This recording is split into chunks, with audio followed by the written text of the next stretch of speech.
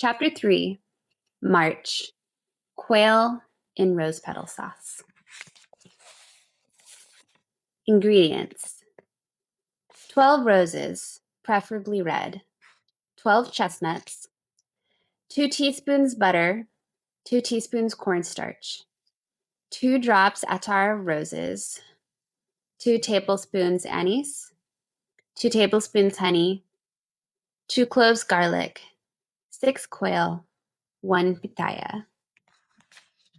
Preparation: remove the petals carefully from the roses, trying not to prick your fingers, for not only are the little wounds painful, but the petals could soak up blood that might alter the flavor of the dish and even produce dangerous chemical reactions.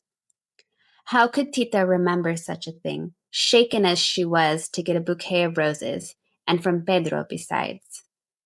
It was the first deep emotion she had felt since her sister's wedding, when she had heard Pedro confirm his love, trying to hide it from everyone's prying eyes.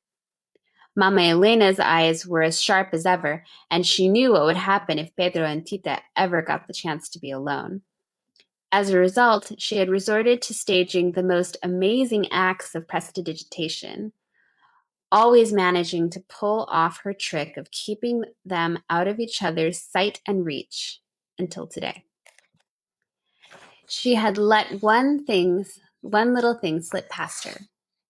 With Nacha dead, Tita was the best qualified of the women in the house to fill the vacant post in the kitchen, and in there, flavors, smells, textures, and the effects they could have were beyond Mama Elena's iron command. Tita was the last link in a chain of cooks who had been passing culinary secrets from generation to generation since ancient times, and she was considered the finest exponent of the marvelous arts of cooking. Naming her official ranch cook was a popular decision with everyone.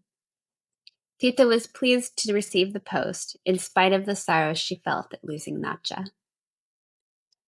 Her unfortunate death had left Tita in a very deep depression. With Nacha dead, she was completely alone. It was as if her real mother had died. To help her get over it, Pedro thought it would be nice to bring her a bouquet of roses to celebrate her first year as ranch cook. But Rosaura, who was expecting her first child, did not agree, and when she saw him walking in carrying a bouquet for Tita instead of her, she burst into tears and ran from the room. With just a look, Mama Elena sent Tita away to get rid of the roses. Now, too late, Pedro realized his foolhardiness. Again with a look, Mama Elena informed him that there was still time to repair the damage. Such a look it was that he excused himself and went off to look for Rosaura. Tita clasped the roses to her chest so tightly that when she got to the kitchen, the roses, which had been mostly pink, had turned quite red from the blood that was flowing from Tita's hands and breasts. She had to think fast what to do with them. They were beautiful. She couldn't just throw them in the trash. In the first place, she'd never been given flowers before, and second, they were from Pedro. All at once, she seemed to hear Nacha's voice dictating a recipe, a pre-Hispanic recipe involving rose petals. Tita had nearly forgotten it because it was called for pheasants, which they didn't raise on the ranch. The one bird they did have was quail. She decided to revise the recipe slightly, just so she could use the flowers. Without a second thought, she went to the patio to catch the quail. When she had caught 6, she carried them into the kitchen and got ready to kill them, which would be hard having fed and cared for them for so long. With a deep breath, she took hold of the first one and twisted its neck, as she had seen Nacha do so often. But she used too little force to kill the poor quail, which went running pitifully around the kitchen, its head hanging to one side. She was horrified.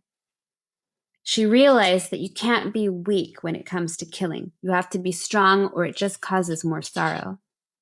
It occurred to her that she could use her mother's strength right now. Mama Elena was merciless, killing with a single blow. But then again, not always. For Tita, she made an exception. She'd been killing her a little at a time since she was a child, and she still hadn't quite finished her off. Pedro and Rosaura's marriage had left Tita broken in both heart and in mind, like the quail. To spare the quail the pain she felt, Tita moved sharply and decisively, finishing him off as an act of mercy. With the others, it was easier. She pretended that each quail had a soft-boiled egg stuck in its crop, and that she was delivering it from the suffering mercifully by giving its neck a good twist. As a child, she would have chosen death over those soft-boiled eggs she was made to eat. Mama Elena forced them on her. She would feel her throat tighten, so tight she couldn't swallow any kind of food, until her mother gave her a good smack that miraculously loosened the knot in her throat, and then the egg slid down without any problem. Feeling calmer, she had no difficulty in completing the next steps. So skillful was she that it seemed Nacha herself was in Tita's body doing all of those things, dry plucking the birds, removing the viscera, getting them ready for frying. After the quail are plucked and dressed, their feet are pulled together and tied so that the bird keeps a nice shape after being browned in butter and sprinkled with salt and pepper to taste. The quail must be dry plucked because putting them in boiling water affects their flavor. That is just one of the many cooking secrets that can only be learned through practice. Ever since she had burned her hands on the griddle, Rosaura wanted nothing to do with any kind of culinary activity. So she was ignorant of that and many other gastronomical secrets. But whether she did it to impress her husband Pedro or to compete with Tita in her own territory, who can say? There was one day when Rosaura did attempt to cook. When Tita tried nicely to give her some advice, Rosaura became irritated and asked Tita to leave her alone in the kitchen. The rice was obviously scorched, the meat dried out, the dessert burnt, but no one at the table dared display the tiniest hint of displeasure, not after Mama Elena had pointedly remarked, "As the first meal that Rosaura has cooked, it isn't bad. Don't you agree? Don't you agree, Pedro?" Making a real effort not to insult his wife, Pedro replied, "No, for first time, it's not too bad." Of course, that afternoon, the entire family felt sick to their stomachs. That had been a tragedy, but nothing like the one that shook the ranch this time. Tita's blood and the roses from Pedro proved quite an explosive combination. Everyone was a little tense as they sat down at the table, but that's as far as it went until the quail was served. It wasn't enough he'd made his wife jealous earlier, for when Pedro tasted his first mouthful, he couldn't help closing his eyes in voluptuous delight and exclaiming, "It is a dish for the gods!" Mama Elena knew the quail was exquisite. Nonetheless, Pedro's remark did not sit well with her, and she replied, "It's too salty." Rosaura, saying she was feeling sick and getting nauseous, barely took 3 bites. But something strange was happening to Gertrudis. On her, the food seemed to act as an aphrodisiac. She began to feel an intense heat pulsing through her limbs. An itch in the center of her body kept her from sitting properly in her chair. She began to sweat, imagining herself on horseback with her arms clasped around one of Pancho Villa's men, the one she had seen in the village plaza the week before, smelling of sweat and mud, of dawns that brought uncertainty and danger, smelling of life and of death. She was on her way to market in Piedras Negras with Chencha, the servant, when she saw him coming down the main street, riding in front of the others, obviously the captain of the troop. Their eyes met, and what she saw in his made her tremble. She saw all the nights he'd spent staring into the fire, longing to have a woman beside him, a woman he could kiss, a woman he could hold in his arms, a woman like her. She got out her handkerchief and tried to wipe these sinful thoughts from her mind as she wiped away the sweat. But it was no use. Something strange had happened to her. She turned to Tita for help, but Tita wasn't there. Even though her body was sitting up quite properly in her chair, there wasn't the slightest sign of life in her eyes. It was as if a strange alchemical process had dissolved her entire being into the rose petal sauce, in the tender flesh of the quails, in the wine, in every one of the meal's aromas. That was the way she entered Pedro's body. Hot, voluptuous, perfumed, totally sensuous. With that meal, it seemed they had discovered a new system of communication, in which Tita was the transmitter, Pedro the receiver, and poor Gertrudis the medium, the conducting body through which the singular sexual message was passed. Pedro didn't offer any resistance. He let Tita penetrate to the farthest corners of his being, and all the while they couldn't take their eyes off each other. He said, "Thank you, I've never had anything so exquisite." It truly is a delicious dish. The roses give it an extremely delicate flavor. After the petals are removed from the roses, they are ground with anise in a mortar. Separately, brown the chestnuts in a pan, remove the peels, and cook them in water. Then puree them. Mince the garlic and brown slightly in butter. When it is transparent, add it to the chestnut puree along with the honey, the ground pitaya, and the rose petals, and salt to taste. To thicken the sauce slightly, you may add 2 teaspoons of cornstarch. Last, strain through a fine sieve and add no more than 2 drops of attar of roses, since otherwise it might have too strong a flavor and smell. As soon as the seasoning has been added, remove the sauce from the heat. The quails should be immersed in this sauce for 10 minutes to infuse them with the flavor, then removed. The smell of attar of roses is so penetrating that the mortar used to grind the petals will smell like roses for several days. The job of washing that and all the other kitchen utensils fell to Gertrudis. She washed them each meal out on the patio so she could throw the scraps left in the pans to the animals. Since some of the utensils were large, it was also easier to wash them in the wash basin. But the day they had the quail, she asked Tita to do the washing up for her. Gertrudis was really stricken. Her whole body was dripping with sweat. Her sweat was pink and it smelled like roses, a lovely, strong smell. In desperate need of a shower, she ran to get it ready. Behind the patio by the stable and the corn crib, Mama Elena had a primitive shower rigged up. It was a small room made of planks nailed together, except that between one board and the next, there were such big cracks that it was easy to see the person who was taking the shower. Still, it was the first shower of any kind that had ever been seen in the village. A cousin of Mama Elena's who lived in San Antonio, Texas, had invented it. It had a 30-gallon tank that was 6 feet high. First, you filled the tank with water.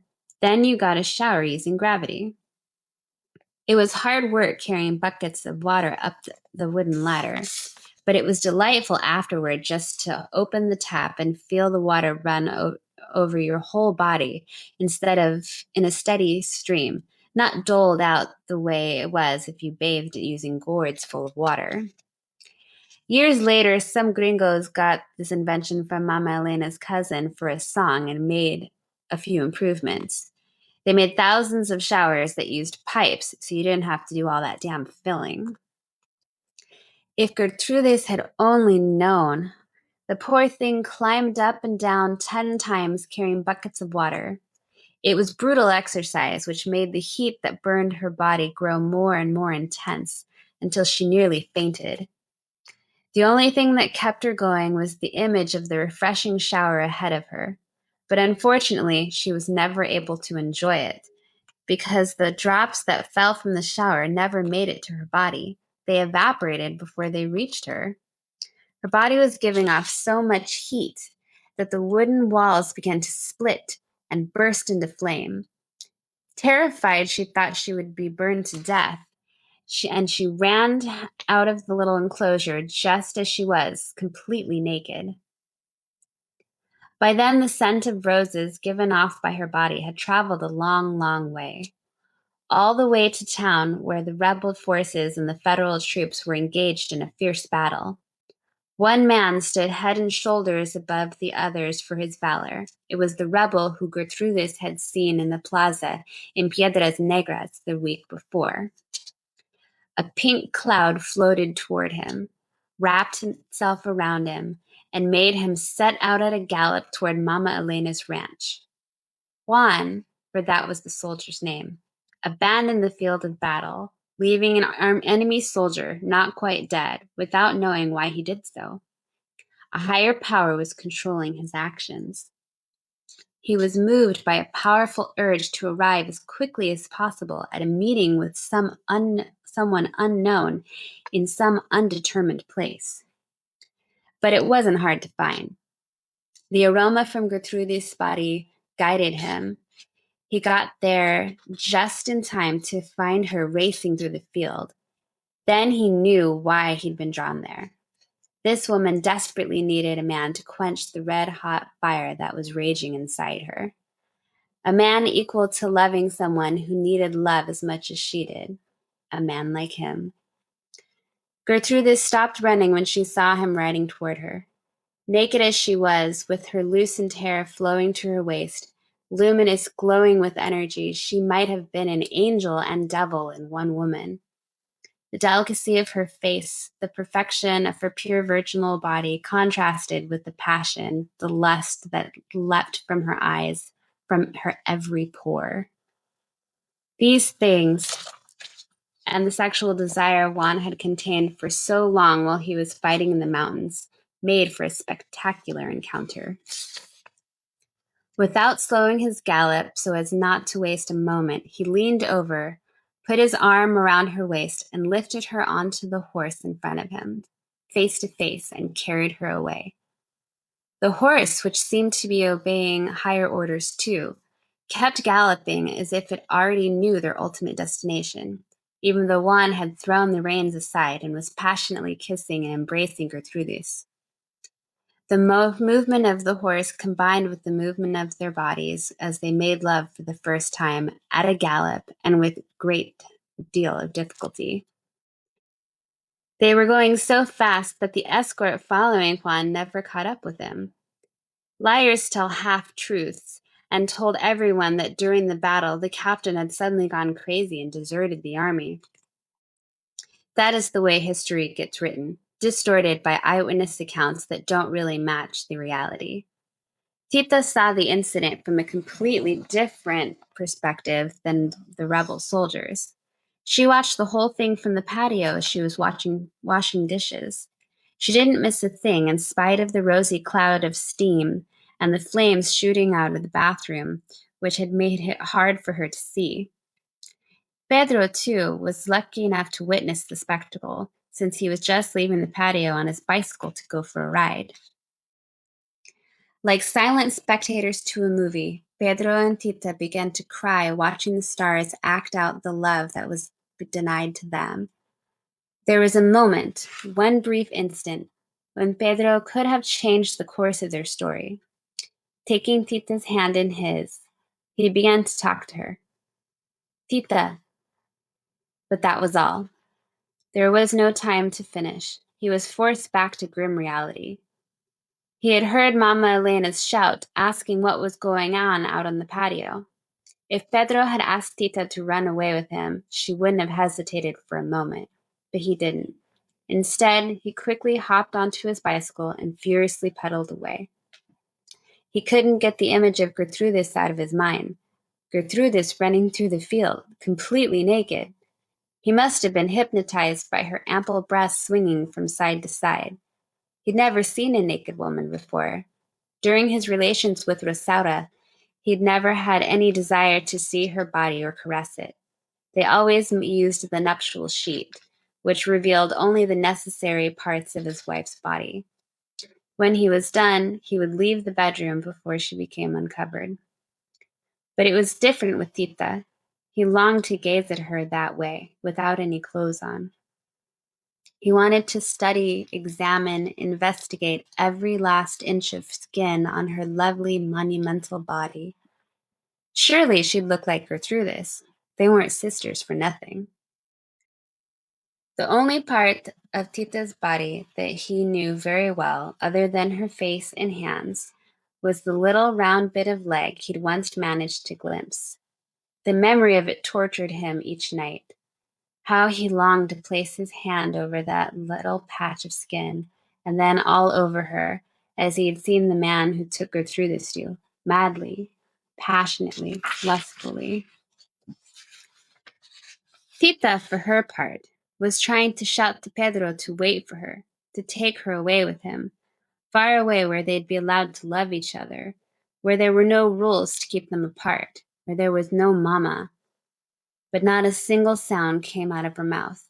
The words formed a lump in her throat and were choked one after another as they tried to escape. She felt so lost and lonely.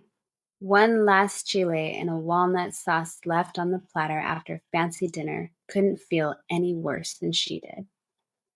How many times had she eaten one of those treats, standing by herself in the kitchen rather than let it be thrown away? When nobody eats the last chili on the plate, it's usually because none of them wants to look like a glutton. So even though they'd really like to devour it, they don't have the nerve to take it. It was as if they were rejecting that stuffed pepper, which contains every imaginable flavor, sweet as candied citron, juicy as a pomegranate, with a bit of pepper and the subtlety of walnuts, that marvelous chili and walnut sauce. Within it lies the secrets of love, but it will never be penetrated, and all because it wouldn't be proper. Damn good manners. Damn Carreno's etiquette manual. He should be punished, his body made to fade away a bit at a time, forever. Damn Pedro, so decent, so proper, so manly, so wonderful.